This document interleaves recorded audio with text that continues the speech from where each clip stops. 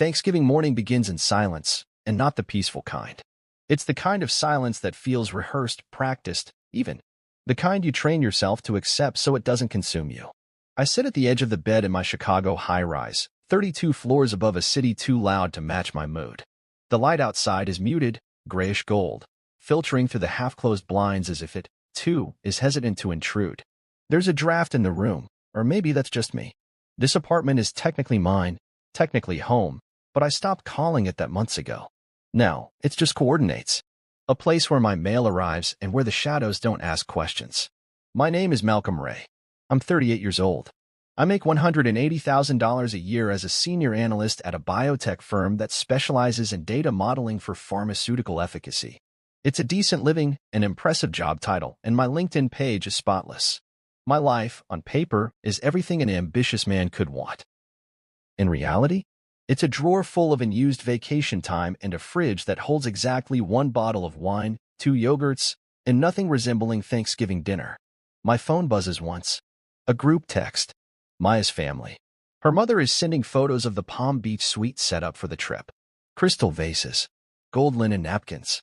All sponsored by Douglas Vance, my father-in-law, billionaire, and professional puppeteer.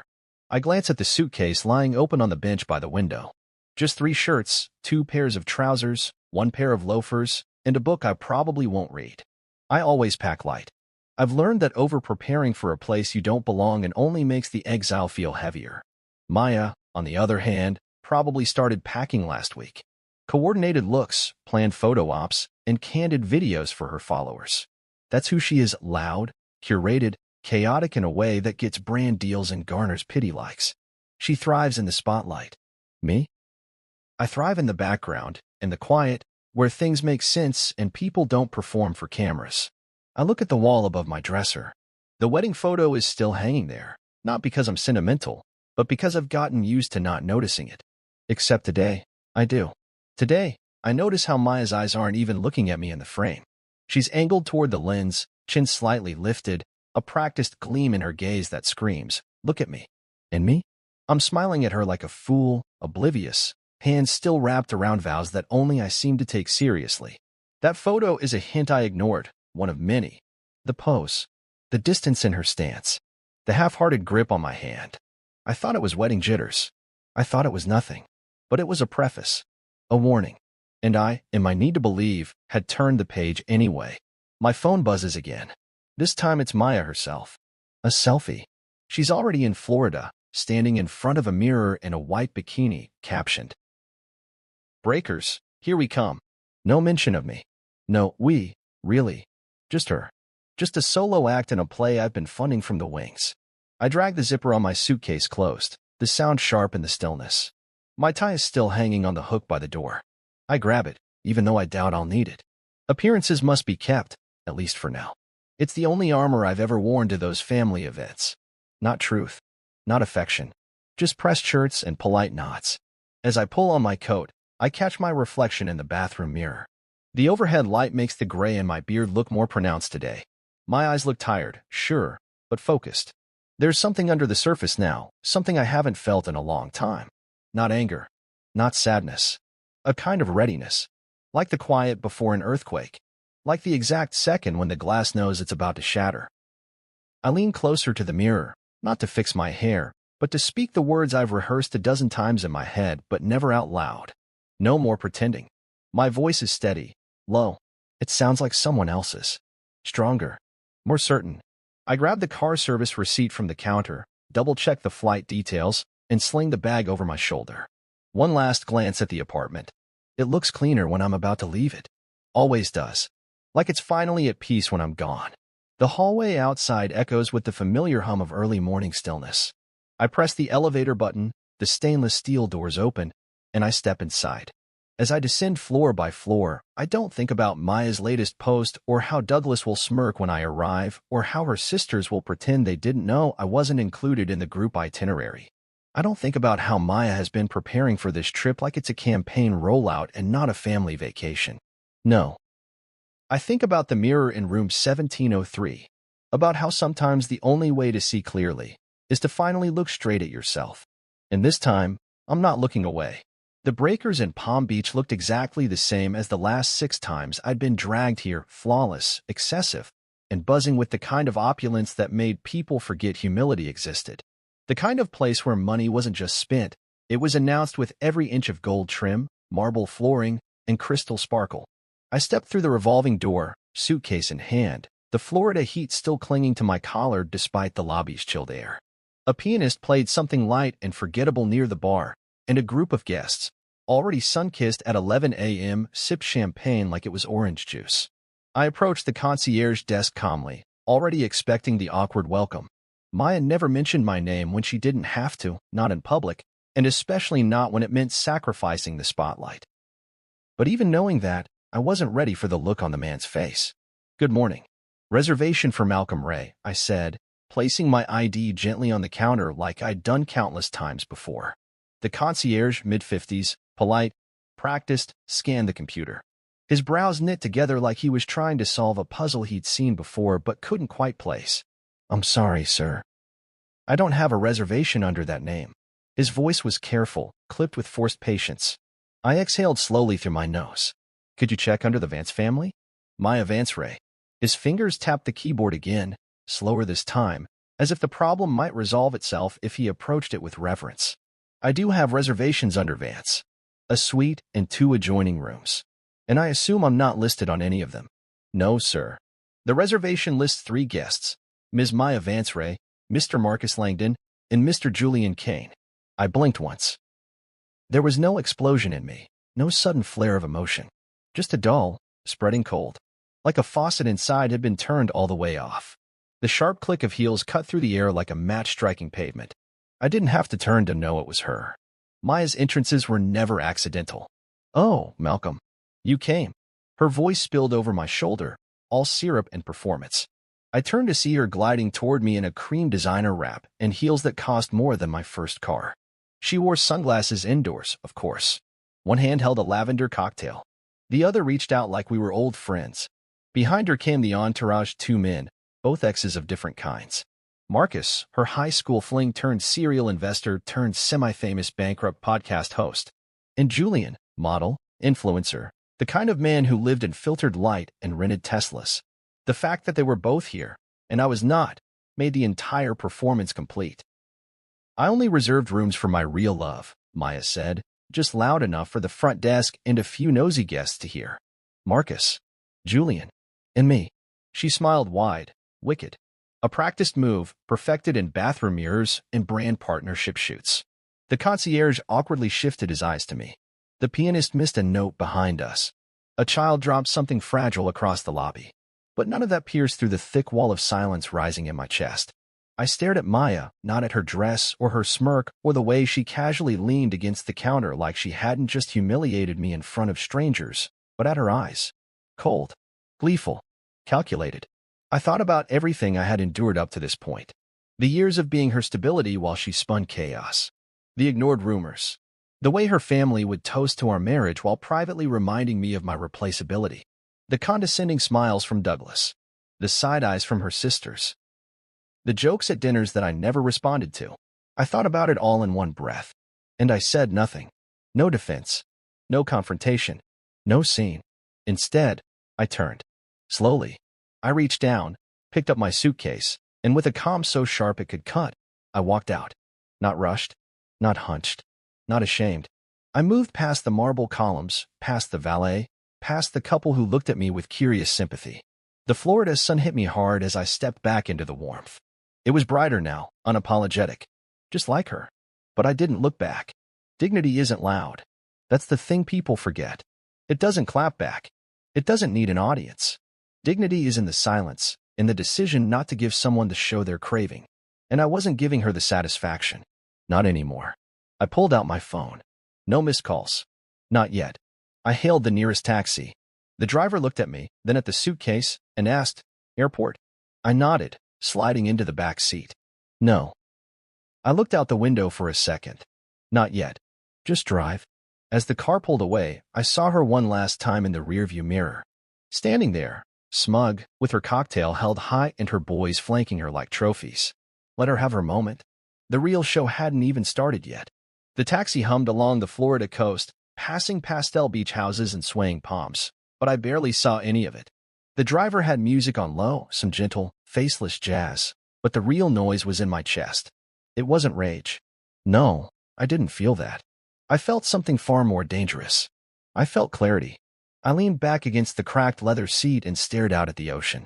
The morning sun skipped across the water like it was trying to distract me with beauty, like the state always did, overselling the paradise while hiding the rot underneath. I rested my head against the cool glass of the window, breathing slower now. It was done. Whatever illusions I'd been clinging to. About Maya, about our marriage, about how much I mattered to her, they were gone. Cleanly. Publicly. No ambiguity. She'd drawn the line in marble and gold. And for the first time in a long time, I didn't feel the need to chase her over it. My phone buzzed against my thigh. I didn't look. I didn't need to. It would be starting now. The follow-ups, the excuses, the spin. Maya always followed public scenes with private manipulation. She tried to paint it as a joke gone too far. Maybe blame the hotel for the mix-up. Maybe even toss Julian or Marcus under the bus if she felt the damage was big enough. That was the thing about Maya. She never believed consequences were meant for her. But I wasn't playing this time. I pulled out my phone and opened the airline app. One-way ticket. Chicago. Departure, this afternoon. I booked it in under a minute. No hesitation. No, are you sure? This wasn't a retreat. It was a release. Then, I opened my contacts and scrolled to the name that had sat like a loaded weapon in my phone for months. Miriam Poe. My divorce attorney. We'd had 3 quiet conversations in the past year. Nothing official. Just contingency planning. She'd always spoken in measured tones, never pushing, never judging. The last thing she said to me had been simple. You'll know when it's time. I tapped her name and brought the phone to my ear. She answered on the second ring. Malcolm. It's time, I said.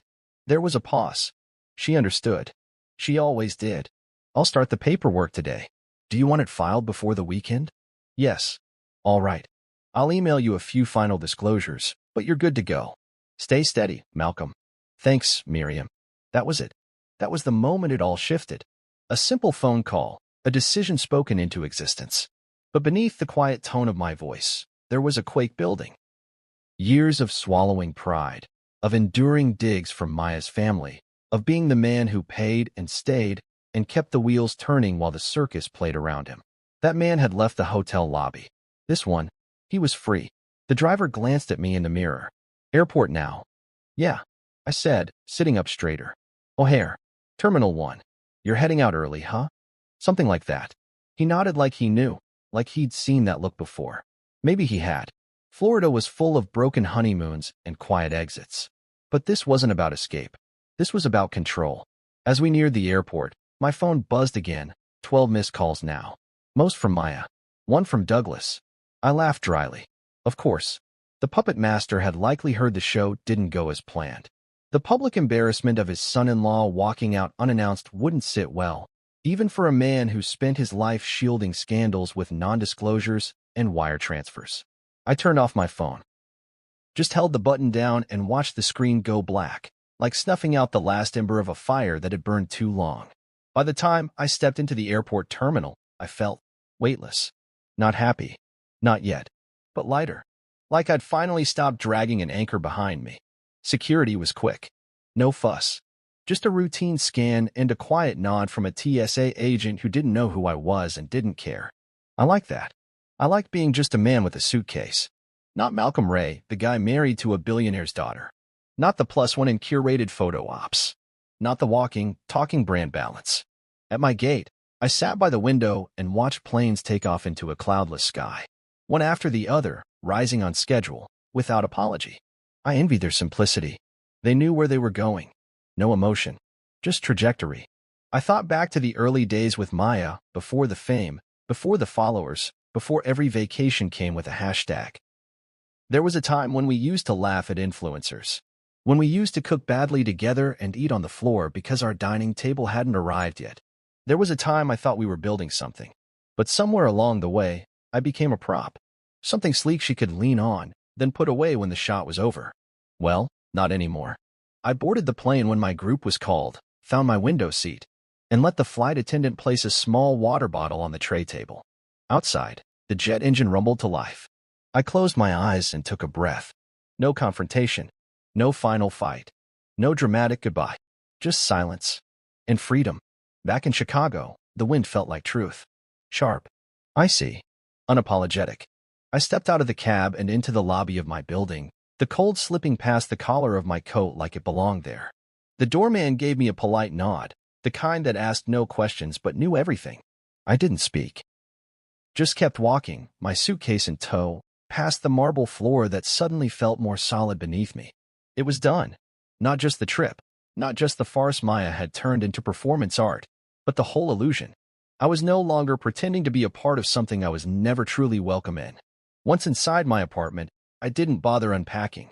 I went straight to my desk, unlocked the drawer, and pulled out the envelope I'd stored months ago.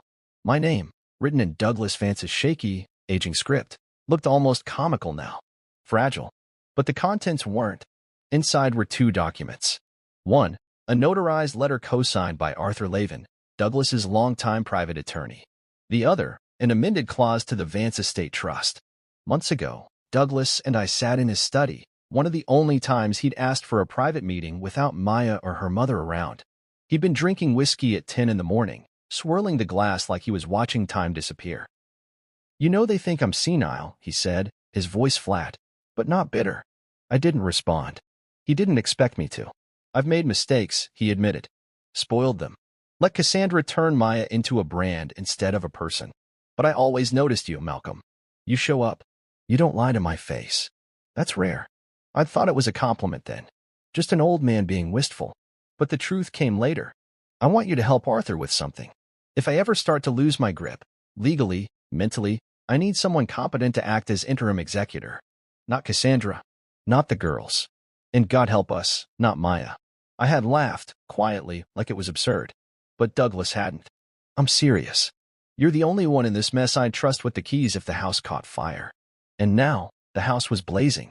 The stunt Maya pulled in Palm Beach had already made its rounds online. TikTok clips, gossip sites, a blog post titled "Billionaire's Daughter Shames Husband at the Breakers." Was it a setup? Trended overnight. One video, captured from a guest phone, caught her smug announcement, "I only reserved rooms for my real love," echoing through the opulent lobby. Arthur had wasted no time.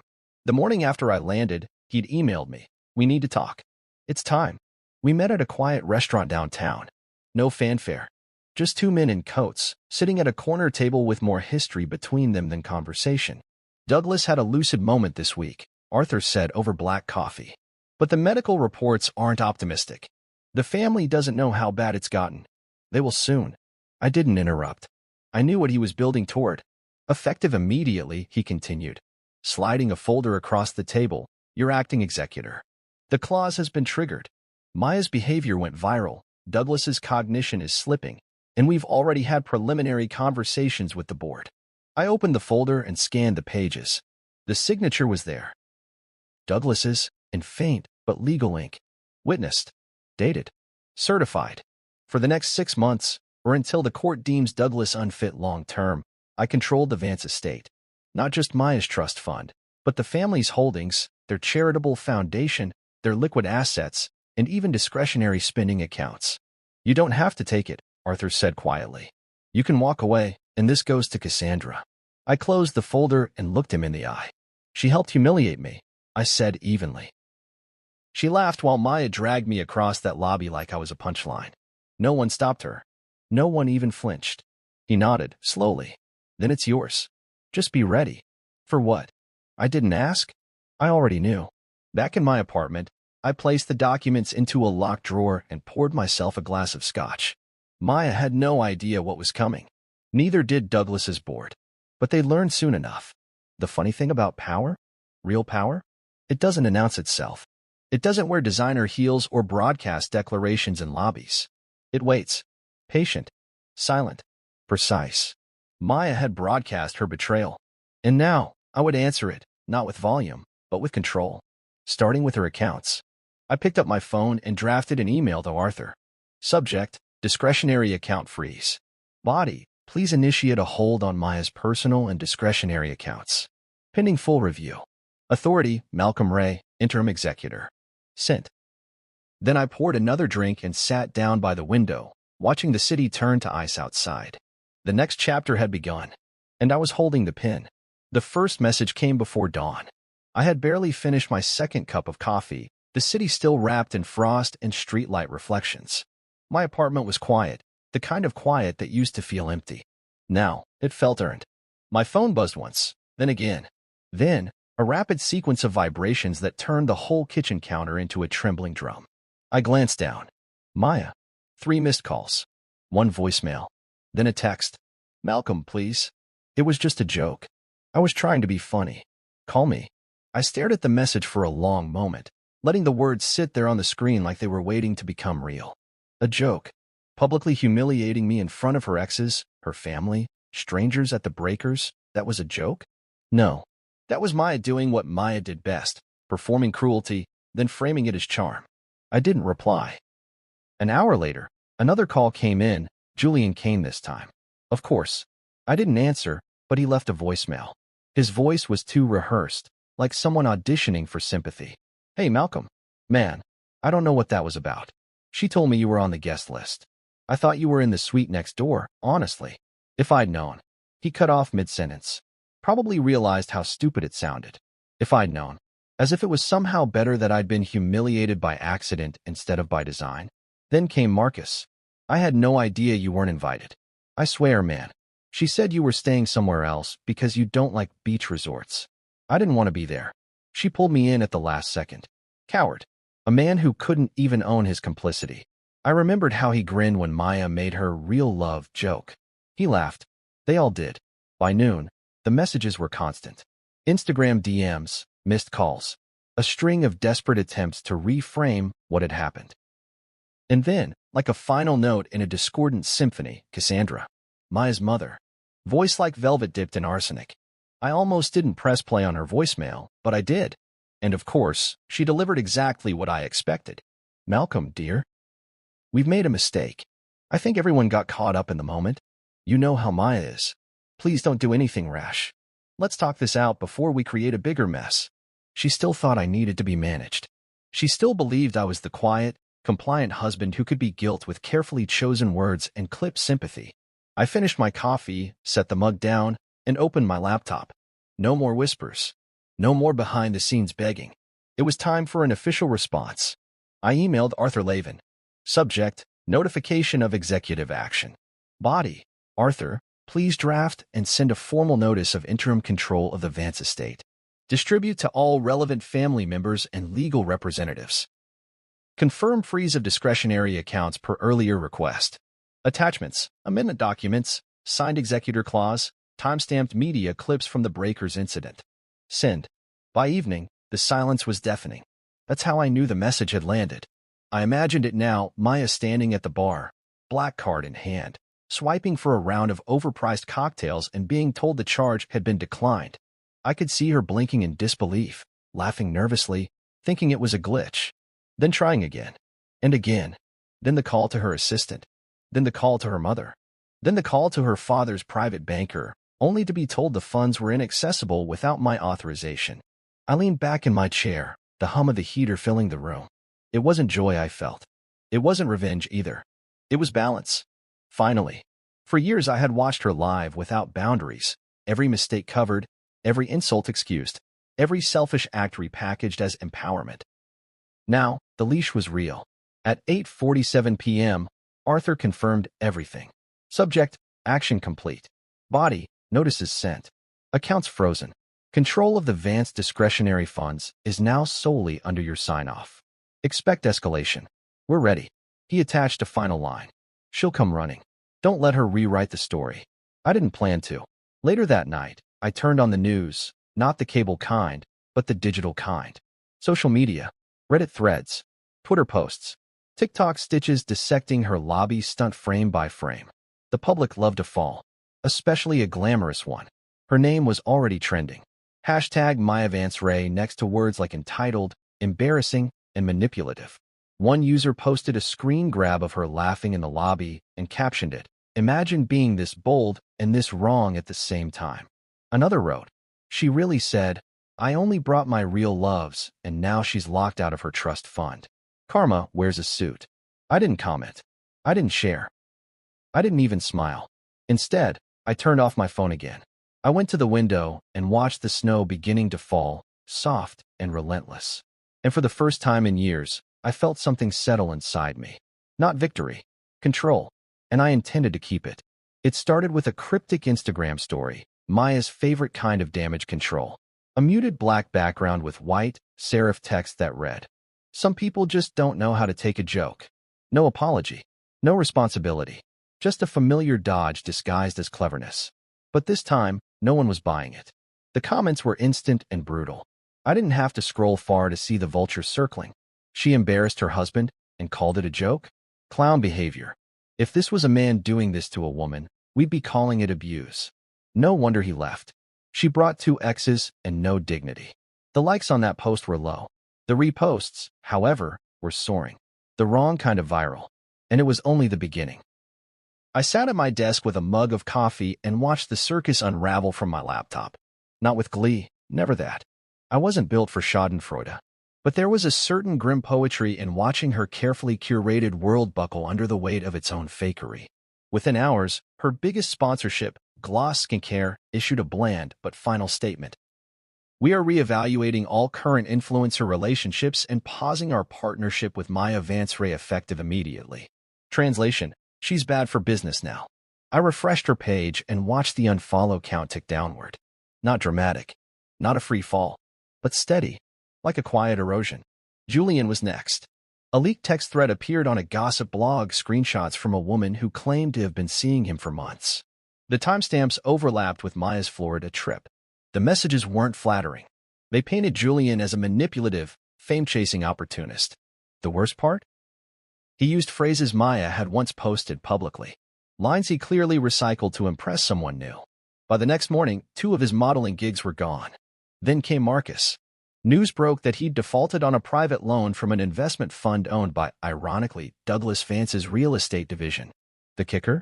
He'd only secured the loan by name-dropping his renewed relationship with Maya. Vance Holdings had issued a cease and desist before noon. Within 48 hours, the empire of curated affections collapsed. Maya's golden circle, her boys, her brands, her buffers, scattered like ash. And me? I watched. Didn't post. Didn't comment. I barely told anyone. Just quietly made one more move, perhaps the final nail. I logged into the Vance Trust private account management portal, entered my credentials as interim executor, and reclassified Maya's $1.2 million personal account as restricted access. A technical term meaning she couldn't touch a dime unless I signed off on it. Her credit cards wouldn't stop working entirely, but they'd hit ceilings. She'd feel the leash tighten, especially when the lifestyle she broadcasted demanded constant liquidity. An hour later, Arthur called. "She's already reached out to the banks," he said. Panicked. Claimed there must be a system error. "Let her panic," I replied. "She will," Arthur said calmly. "But not for long. She'll regroup. People like her always do. But for now, the fallout is working." I hung up and stared out my window. The sky was gray, with snow clouds stacked like blankets against the horizon. Below, the lake was still, peaceful. And I realized something: this wasn't just about payback. It wasn't about seeing her squirm. It was about balance. For years, I'd let her and her family paint me into a corner. The quiet one. The manageable one. The husband you could dress up and ignore, like a fine suit worn only when convenient. I had smiled through the smirks, nodded through the backhanded compliments, swallowed the jokes at my expense over expensive wine. Now, I was holding the checkbook. I was signing the documents. I was drawing the lines they used to cross freely. That evening, I checked her social media again. Still no apology. Just a photo of her staring into the distance, tagged at some rooftop lounge, captioned, "Growth never looks pretty when it's real." But something was off in the image. No cocktail in hand. No designer handbag in the frame. Her eyes looked tired. Her hair less styled. She wasn't crumbling. Not yet. But the cracks were showing. A direct message popped up on my phone. Her username. I didn't open it.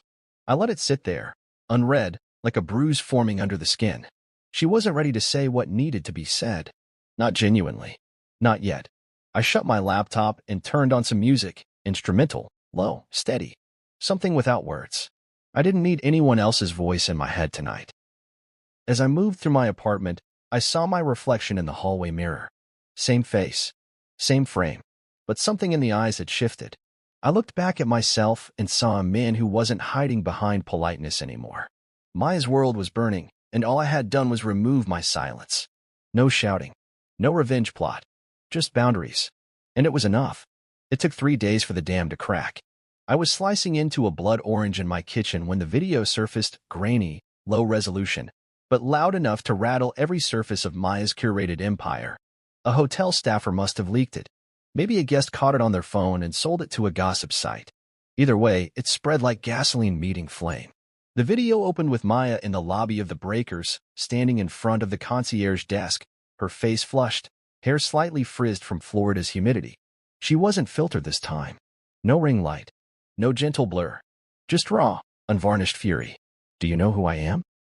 She screamed at the man behind the counter, jabbing a manicured finger in the air. "I am Maya Vance-Ray. My father practically owns half of this resort. Call your manager, call corporate, call whoever the hell you need." The concierge, to his credit, remained calm. "Ma'am, your credit card was declined. We've attempted it 3 times. This is a mistake." She stopped, looked around as if the marble columns might validate her status. "I have unlimited access." "Not anymore," someone muttered off camera. And then it happened. Her eyes flared, her lips curled, and she swatted the phone out of someone's hand nearby. The camera jerked, went sideways, but not before capturing her final outburst.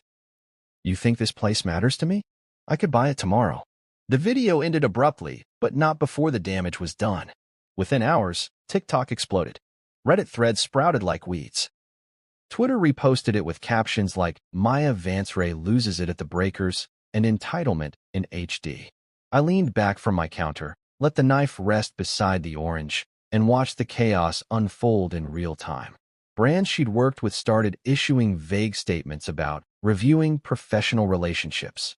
Her PR team must have scrambled to control the narrative, but the footage was too raw, too perfectly symbolic of everything people love to hate. Wealth without restraint, privilege without shame, glamour melting into tantrum. She tried to post through it. At noon, she uploaded a softlit selfie with a caption. "The truth always surfaces. Sometimes in pain, sometimes in fire." The comments didn't go well. "You screamed at a hotel worker, not the universe." "Girl, this isn't a healing arc. It's karma." "Fire?" "More like fireworks of your career going out." By the end of the day, 3 more brands had cut ties. Her agent, once a close friend, issued a polite but firm statement that their professional relationship was on pause indefinitely. Then came the blow she wasn't expecting. Douglas, her father's board, filled with men who had tolerated Maya because of her image and connection to the Vance name, called an emergency meeting. I didn't attend, but Arthur filled me in afterward. The footage had forced their hand. Douglas, lucid that morning for the first time in weeks, apparently watched the video twice. Then told the room, "Leave Malcolm in charge. That girl's going to bankrupt us all." Just like that, whatever soft edges remained between Maya and her inheritance sharpened into a blade. I didn't text her, didn't call. I stayed still. But I did forward a quiet memo through Arthur to the board, a restructuring proposal for the Vance Foundation. One that eliminated the shallow, performative charity events Maya had championed, fundraisers that raised more attention than funds, and shifted the focus to practical grants for underserved medical communities. That same evening, a new clip surfaced. Maya again, this time not from a hotel camera, but from her own phone, a live stream she'd posted and deleted within minutes. "I'm being targeted," she said, eyes wild, mascara smudged. "This is what happens when you try to be bold. When you try to live outside the mold. People, small people, try to drag you back." It was supposed to sound empowered. Instead, it sounded desperate. Her followers didn't rally. They mocked. "Girl, no one dragged you. You tripped over your own ego. This is like watching someone lose Monopoly and flip the board." Even I had to look away. There's something unsettling about seeing someone unravel in real time, especially someone you once loved. I'd been there for her through depressive spirals, emotional crashes, moments when the weight of being perfect online fractured her. But this wasn't one of those times. This was a woman being confronted by consequence and refusing to recognize it. That night, I walked the edge of Lake Michigan as snow flurried down, delicate and soundless. The city shimmered under frost. My breath fogged in the air. I let the cold sting my cheeks, let it cut through the fog of memory. Because part of me still remembered the Maya I married. The one who read poetry barefoot in our first apartment, who cried when she watched nature documentaries, who held my hand during job interviews and whispered, "You've got this." That woman hadn't screamed at hotel staff. That woman hadn't humiliated me in front of an audience. I missed her, but she was gone, and in her place was someone I no longer recognized. My phone vibrated as I walked. A new email. From Arthur Lavin. Subject, full control. Body, the board has voted. You're confirmed as executor for the duration of Douglas's incapacity. Full authority granted. No challenges expected. I closed the phone and slipped it into my coat pocket. Maya was still burning, but I was already rebuilding something better. Back in Chicago, everything had an edge to it. The skyline outside my apartment was crisper in the winter, the air heavier with the threat of a storm that hadn't quite arrived yet. My new place overlooked Lake Michigan. Frozen, still, yet beneath the surface, there was the knowledge that a current of chaos was always moving. The world didn't stop just because I had. I spent the next few days staying quiet. It was a luxury I hadn't had in years. There was a strange power in silence, in absence, in no longer being tethered to the whirlwind that had been Maya's world. In the last week, I hadn't answered a single call from her. No texts, no DMs. She'd tried, of course, but I wasn't interested in playing her game. I wasn't interested in any more explanations or excuses. Instead, I spent hours at my desk, restructuring the Vance Foundation, shifting the focus away from the superficial vanity projects Maya had championed. It felt good to be working towards something meaningful, something I could stand behind, something that wasn't designed to be a photo op, but something that actually mattered. I redirected some of the foundation's resources towards sustainable healthcare for underserved communities, funded grants to small biotech firms working on antibiotic-resistant diseases. This was real. This was concrete. And it was mine. Not something borrowed to make a family look good on a yacht. The Vance family was quiet, too. For the first time, they weren't expecting me to fill in the gaps, to fix their messes or soothe their egos. Douglas's condition was deteriorating. Cassandra had been uncharacteristically silent, not reaching out as she usually did to cajole or manipulate. The power had shifted, and I could feel the weight of it settling around my shoulders, heavy but steady. And Maya? Maya was quiet too, though not in the same way. Her world had been splintered. No brands, no sponsors, no charming Instagram posts from the latest exotic location. She posted occasionally, but it was hollow. Her followers had fallen from millions to thousands. The comments were mostly concerned, asking if she was okay, but it was a different kind of concern. The kind that never cared until it was too late. I'd received no personal messages from her. No apologies. No reconciliation attempts. Just the distant hum of her public implosion, and I didn't need to engage. I was done. I walked by the wall where the wedding photo once hung, its empty frame a ghost of the past. I didn't have to take it down. It had already left, stripped of any sentimental weight. The reality of the marriage had dissolved in the same way Maya's followers had, quickly, without warning, and with an unsettling finality. There had been no closure. There was no neat little package to tie up with a bow. She had walked away long before I ever had, only I hadn't known it at the time. And maybe that was the hardest part, realizing that I had been holding on while she was already gone. It wasn't bitterness I felt, or even anger. It was simply exhaustion, a quiet acceptance. I took a deep breath, letting the quiet fill the room, the stillness wrapping itself around me like a blanket. For the first time in years, I didn't feel like I was waiting for something to happen. It was happening. Right here. Right now. I was living my life. The phone buzzed again, but I didn't look at it. I already knew who it was. Maya. It had been 3 days since she last reached out. Her voicemail had been calm this time, almost too calm, like she was trying to sound composed. I didn't listen to it. It didn't matter anymore.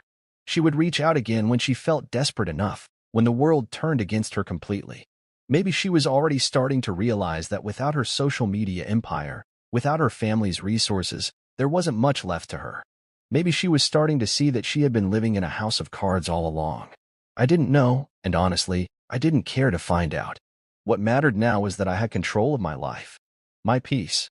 That was something I hadn't had in years. I walked across the apartment to the kitchen, poured myself another glass of scotch, and sat by the window. The snow had started to fall again, light at first, just a soft dusting over the city. The world outside seemed smaller, more manageable in the silence. I sipped my drink slowly, feeling the warmth spread through me. I wasn't angry. I wasn't sad. I was content. The kind of contentment that comes with walking away from a life you thought you were supposed to want and finally realizing you don't need it at all. And then, as I stared out at the city, I heard the buzz again. This time, I picked it up. A text message. A single line from Maya. "I think I finally see you. I'm sorry I didn't before." I didn't respond. The silence between us was deeper now. It wasn't just the absence of her voice or her presence. It was the gap between who we had been and who we were now. I wasn't going to fill that gap. I wasn't going to rebuild something broken. She'd already done enough damage to herself, to us. The damage I had been patching up for years had finally reached its breaking point. But it wasn't my problem anymore. I placed the phone down and looked back out at the snow-covered city. The storm was coming. I could feel it in the air, thickening the silence even further. But this time, it wasn't mine to weather. The email came first, then the formal call, then the driver. Everything was wrapped in Vance polish, executive timeliness, fine-tuned logistics, and an unspoken urgency that clung to every message. It was Cassandra, of course, Maya's mother, the woman who used to call me Malcolm, dear, while offering cold smile compliments that felt like dry ice against the skin. Now she wanted a meeting. No Maya, just the family, which meant Douglas and whatever was left of the board that hadn't turned their backs on the crumbling golden image. I didn't agree immediately. I let the request sit in my inbox for 2 days before replying. Power isn't just in action, it's in pause, in letting them wonder whether you'll show up at all. But I did. Not for closure. Not for compromise. I want to witness the unraveling with my own eyes. Their estate looked the same, gated, quiet, and too symmetrical to be honest. As the car pulled into the circular driveway, I could already see the shadows through the window. Cassandra, Douglas, and 2 of the board members, all of them waiting like this was a negotiation and not a reckoning. I stepped inside and didn't bother with pleasantries. No handshakes. No forced smiles. Just a quiet nod to the butler who once ignored me at every family holiday. Cassandra spoke first, as I knew she would. "Thank you for coming, Malcolm." Her voice was smooth, restrained, as if she were still hosting an imaginary dinner party. Douglas sat near the fireplace, wrapped in a wool blanket, eyes dim but observant. There was a moment, just a flicker, where he seemed lucid. Like he still recognized me. Like he knew what was coming. "We won't take much of your time," Cassandra continued. "There's been a lot of confusion. Some missteps. But the family wants to make things right." "The family," I repeated quietly. "Which part? The part that laughed while Maya publicly mocked me, or the part that told me I was lucky to be tolerated at your table?" That knocked some wind out of the room. One of the board members coughed into his hand. Douglas didn't move. "We understand there have been oversights," Cassandra said carefully, as if the word betrayal had too many syllables for her tongue. "But Maya is not well. She's unraveling. Her behavior isn't who she truly is." I raised an eyebrow. "And now it matters?" She blinked. "She's afraid. She's finally alone." There it was. The honesty beneath the pearls. Douglas stirred slightly in his seat and murmured, "I told her this would happen. I told all of you. She needs help." "Malcolm," Cassandra said, the facade crumbling ever so slightly. "You were always the calm one, the rational one. Talk to her. Bring her back." I stared at her. At all of them. These were the same people who had watched me sit through years of Maya's tantrums, her narcissism cloaked in empowerment, her staged compassion. They had watched me bear the brunt of her storms because it was easier for them. And now that she dragged the Vance name through the digital gutter, now that sponsors had left and headlines had turned, suddenly they remembered I existed. "Let me ask you something," I said, folding my hands together. "Where was this concern when I sat alone in that hotel lobby while your daughter announced her real loves to a room full of strangers? Where was this urgency when I called your bluff and walked away?" No one spoke. "I was alone then," I said, softer now. "And none of you cared." I stood up, slowly. "She'll survive," I said. "She's always been good at landing on her feet. But this redemption you're hoping I'll offer her, it's not mine to give. It's hers to earn." I turned to leave. Douglas cleared his throat. "Malcolm." His voice was weak but clear.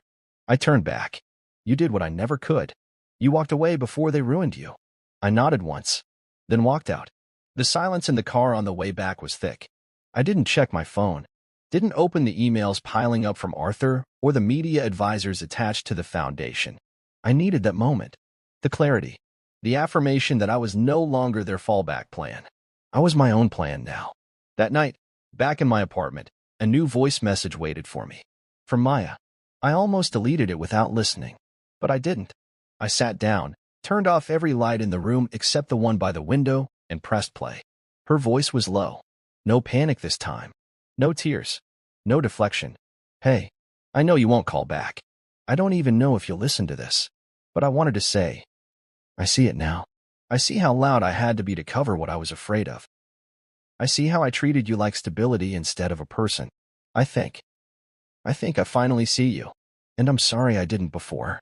There was a pause, a silence that wasn't filled with manipulation or false sweetness. Then she ended with, whatever happens next, thank you for the way you loved me, even when I didn't deserve it. I sat there for a long time after that. The city lights blinked outside my window, reflections stretching across the frozen lake. And still, I didn't respond. Because sometimes, silence is the only answer left. 3 months passed. Chicago thawed, slowly. The lake that once looked like glass cracked and rippled back into motion, mirroring the shifts in my own life, subtle but permanent. I still took my coffee black. I still walked to work in silence, hands in pockets, head bowed against the wind. But the man moving through these rituals wasn't the same one who had once packed a suitcase for a vacation he knew he wasn't really invited to. Maya disappeared from public view shortly after the voicemail. No new posts. No press. Her verified checkmark still sat beside her name, but the online noise had moved on. A new influencer scandal took her place. Then another, like dominoes in a game she no longer had the energy to play. Her silence wasn't strategic. It was surrender. And still, I didn't respond. The Vance Foundation had bloomed under my leadership. We quietly let go of every figurehead consultant Maya and her sisters had installed, replacing them with community advocates, scientists, educators. I launched a mentorship program, small at first, designed to support young men of color pursuing careers in biotech. I gave it a name that meant something only to me, Fixed Points, because that's what I had lacked for so long. Now, I could help others build theirs. My salary had increased. The board offered me a permanent executive role. I declined.